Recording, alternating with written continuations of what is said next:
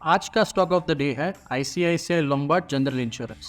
ICICI Lombard general insurance India की leading private sector general insurance company है। Company अपने customers को कई सारे कॉम्प्रिहेंसिव और well diversified non life insurance और रिस्क मैनेजमेंट सॉल्यूशंस प्रोवाइड करती है।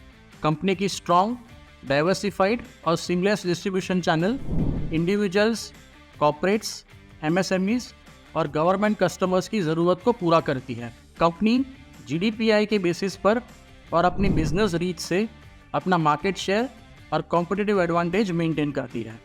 स्टॉक ऑफ द डे आपको हर दिन बेहतरीन शॉर्ट टर्म ट्रेड की अपॉर्चुनिटी प्रोवाइड करेगा। एवरी मॉर्निंग शेर खान की यूट्यूब चैनल ट्यून इन कीजिए और एक भी अपॉर्चुनिटी मिस मत कीजिए। आपका दिन शुभ हो। धन्यवाद। Investment in securities market are subject to market risks. Read all the related documents carefully before investing.